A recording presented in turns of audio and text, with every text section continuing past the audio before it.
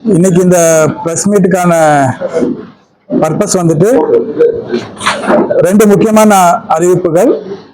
முதலாவது வந்து புதுசா அறிவிச்ச லேபர் கோட் படி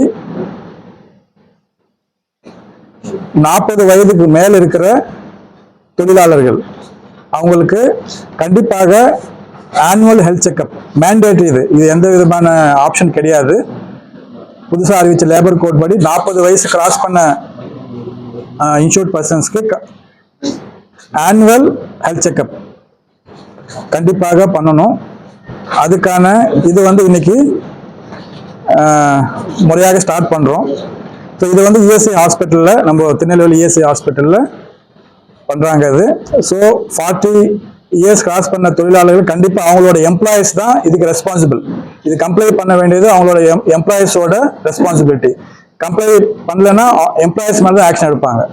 ஸோ அவங்களோட ரெஸ்பான்சிபிலிட்டி 40 வயசு கிராஸ் பண்ண எம்ப்ளாயிஸ் கண்டிப்பாக ஆனுவல் ப்ரிவென்டிவ் ஹெல்த் செக்அப் ப்ரோக்ராமுக்கு கண்டிப்பாக அனுப்பணும். அதுக்காக நாங்கள் எல்லா எம்ப்ளாயர்ஸ்க்கும் லெட்டர்ஸ் அனுப்பிச்சிருக்கோம்.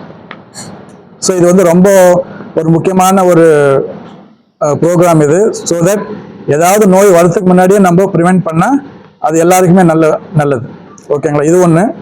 ரெண்டாவது வந்து எப்பயும் போல் இந்த வருஷம் மெடிக்கல் காலேஜ் அட்மிஷன்ஸ்க்காக வார்ட் ஆஃப் ஐபி கோட்டா இந்த வருஷம் வந்து நம்ம ஆல் ஓவர் இந்தியாவில் இருக்கிற மெடிக்கல் காலேஜ் இஎஸ்ஐசி மெடிக்கல் காலேஜஸில் 695 சீட்ஸ், 695 தான் டோட்டல். 695 எம்பிபிஎஸ் சீட்ஸ் நம்ம இஎஸ்ஐ கார்டு இருக்கிற அவங்களுடைய வார்ட்ஸ்க்கு ஒதுக்கி வச்சிருக்காங்க.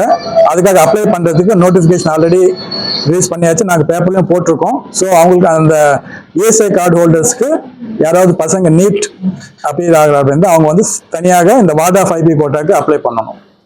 இந்த ரெண்டு அறிவிப்புகள் தான். இதுக்கான டீட்டெயில்ஸ் இது வந்து உங்களுக்கு ஷேர் பண்ண முடியும், ஷேர் பண்ணுவாங்க. ஏதாவது டவுட் இருக்கா? மேண்டேட்டரி பண்ணிருக்காங்க. புதுசாக அறிவிச்ச லேபர் கோட்ல வந்துட்டு 40 இயர்ஸ் கிராஸ் பண்ண எம்ப்ளாயிஸ்க்கு எவ்ரி இயர் பண்ணணும், not only once, every year வந்து கண்டிப்பா பண்ணணும். ஆமா ஆமா, லேபர் கோட். அதுக்காக கான்டாக்ட் நம்பர் நாங்கள் ஷேர் பண்ணுவோம். ஹாஸ்பிட்டல் நோடல் ஆஃபீஸரோட கான்டாக்ட் நம்பர். எனி எம்ப்ளாயர் அந்த நம்பரை கான்டாக்ட் பண்ணிட்டு அவங்களோட எம்ப்ளாயிஸ் அனுப்பலாம். எதுவுமே தேவையில்லை, டைரக்டா ஐபி வந்துட்டு அதுக்கான தனியாக அங்கே நோட்டீஸ் போர்டு ஒட்டி வச்சிருக்காங்க. இது மாதிரி நான் ஆனுவல் ஹெல்த் செக்அப் வந்திருக்குன்னா அதுக்கான அரேஞ்ச்மெண்ட் பண்ணிடுவாங்க. செப்பரேட்டா நடக்கும். ஆமா ஆமா ஆமா, அதுக்குன்னு தனியா இருக்கிற டாக்டர்ஸ் தனியா ஃபெசிலிட்டி அரேஞ்ச் பண்ணிருக்காங்க. அதுக்காக தனியா ஃபெசிலிட்டி தனி, ஆமா தனியா இடம் ஒதுக்கிருக்காங்க. தினமும் இல்ல தினமும் டெய்லி.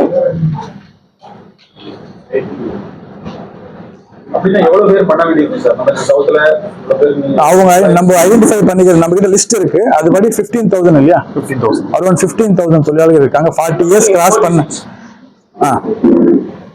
15,000 இல்ல, இப்போது வந்து நம்ம ஹாஸ்பிட்டலுக்குள்ள 30 கிலோமீட்டர் ரேடியஸ்க்குள்ள இருக்கிறவங்க நம்ம ஐடென்டிஃபை பண்ணியிருக்கோம். இது வந்து ஒரு பைலட் ப்ராஜெக்ட் மாதிரி தான் இங்க ஸ்டார்ட் பண்ணியிருக்கோம். பியாண்ட் 30 கிலோமீட்டர்ஸ் ரேடியஸ் இருக்கிறவங்களுக்கு வந்து அவங்க கிட்ட இருக்கிற ஹாஸ்பிட்டல் அது டைப் நாங்கள் அரேஞ்ச் பண்ணிட்டு அதை பற்றி நாங்கள் நெக்ஸ்ட் டைம் நாங்கள் ஒரு அனௌன்ஸ்மெண்ட் பண்ணுவோம்.